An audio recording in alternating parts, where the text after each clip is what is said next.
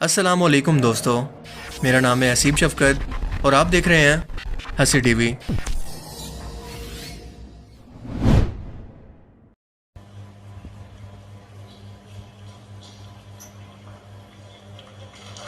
हाँ, आप अपनी स्क्रीन पे देख सकते हैं कि हम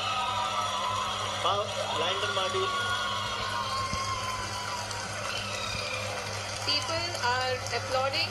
Let us all wait to hear from the Secretary Department of Space and Chairman.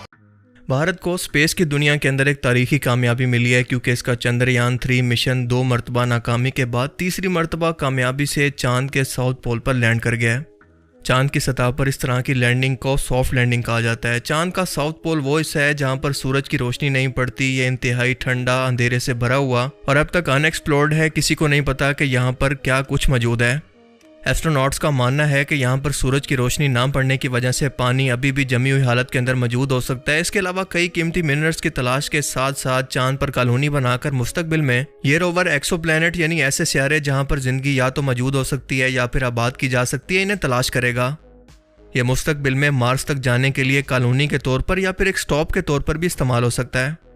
Bharat ने यह कामयाबी सिर्फ इतने कम बजट के अंदर हासिल की है जितने में स्पेस पर हॉलीवुड की एक फिल्म बनती है। इनफैक्ट उससे भी बहुत कम पैसों में। चंद्रयान 3 के चांद पर उतरने से रूस, अमेरिका और चाइना के बाद भारत चांद पर उतरने वाला चौथा बड़ा मुल्क बन गया और इस तारीखी कामयाबी पर वो यकीनन मुबारकबाद का मुस्तहिक है। और आप पाकिस्तानी लोग टेंशन ना लें क्योंकि हमारे एस्ट्रोनॉट भी अभी रॉकेट तैयार करने के अंदर लगे हैं जो कि इनसे पहले भी चांद पर लैंड कर सकता है और वहां जाकर अपना खुद का DHA लॉन्च करेगा। मुझे पता है कि आप मेरी बातों पर यकीन नहीं करेंगे, इसलिए खुद ये वीडियो देख लें। और आपको एक मजे की बात बताता चलूं कि शायद ये बात आपको ना पता हो कि पाकिस्तानी एस्ट्रोनॉट इससे पहले यानी दुनिया के हर एक मुल्क से पहले चांद पर जा चुके हैं, लेकिन उसकी फुटेज आपको आलमी मीडिया कभी भी नहीं दिखाएगा। सो खवातीनो हजरात, दिल थाम कर बड़े गौर से देखिएगा। और जनाब, यह है स्पार्को का दूसरा मिशन।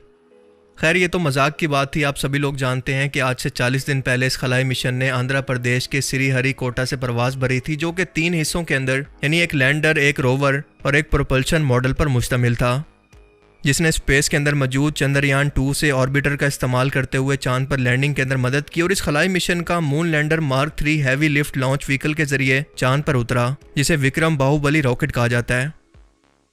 स्पेस का ये सफ़र बेशक एक बेबी स्टेप है, मगर मुस्तकबिल के अंदर इसके बहुत मायने हैं और इंसान को चांद पर कॉलोनी बनाने से लेकर दूसरी दुनिया को ढूंढने के लिए इंडिया का ये मिशन काफ़ी मददगार होगा, क्योंकि इंडियन स्पेस एजेंसी इसरो अभी से इंसानों को चांद पर भेजने के अलावा सूरज के पास अपना खुद का रोवर भेजने की तैयारियों के अंदर मसरूफ हो चुका है।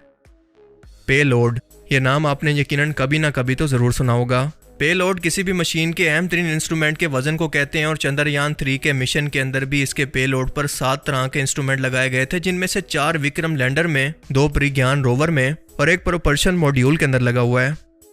प्रोपल्शन मॉड्यूल के अंदर लगे इंस्ट्रूमेंट को कहते हैं शेप, जो ये पता लगाने की कोशिश करेगा कि ज़मीन जैसे सियारे पर जहाँ पर ज़िंदगी आबाद है वहाँ से आने वाली रोशनी के अलावा ना नजर आने वाली इलेक्ट्रोमैग्नेटिक वेव्स का बर्ताव कैसा होता है, और फिर इसी रिकॉर्ड को ये ज़मीन से दूर मौजूद बाकी प्लैनेट से आने वाली इलेक्ट्रोमैग्नेटिक वेव से मैच करके ज़िंदगी की खोज करने की कोशिश करेगा।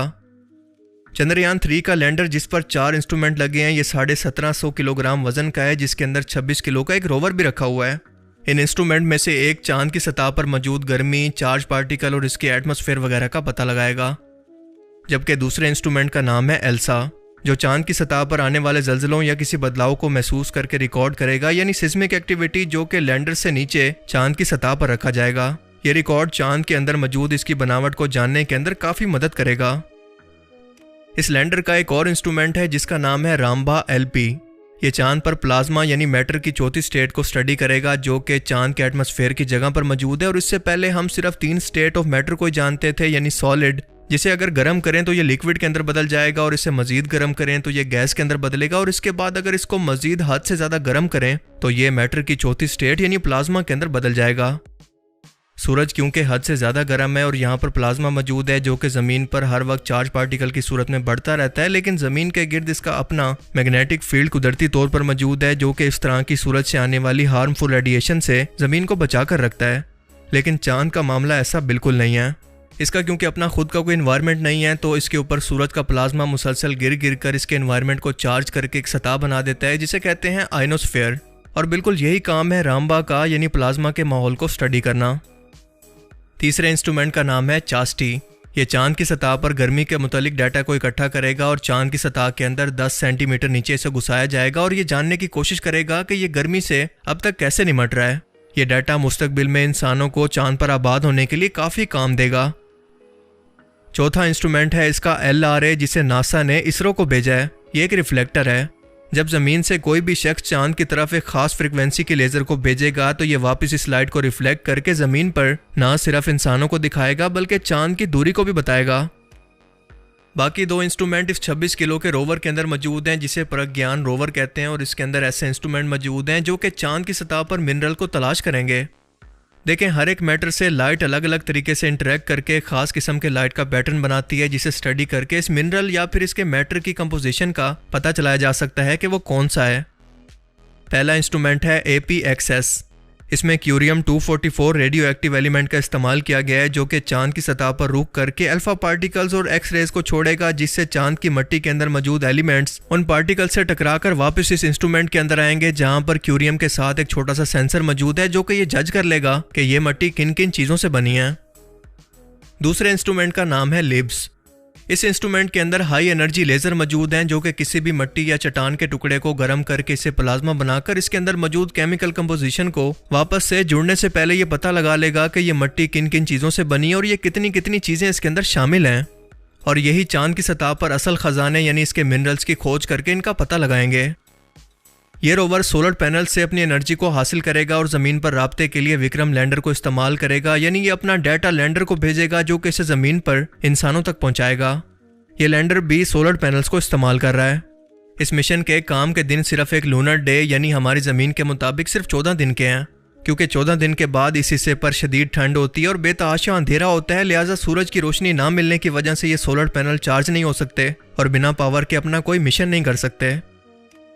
भारत का ये मिशन एक बहुत बड़े प्लान का हिस्सा है जो कि चांद की सतह पर खोज करने की शुरुआत कर रहे हैं और इससे पहले मिशन जो कि रशिया और अमेरिका ने भेजे थे वो स्पेस की रेस की वजह से थे, यानी इंतहाई महंगे और बिना किसी मकसद को हासिल करने के।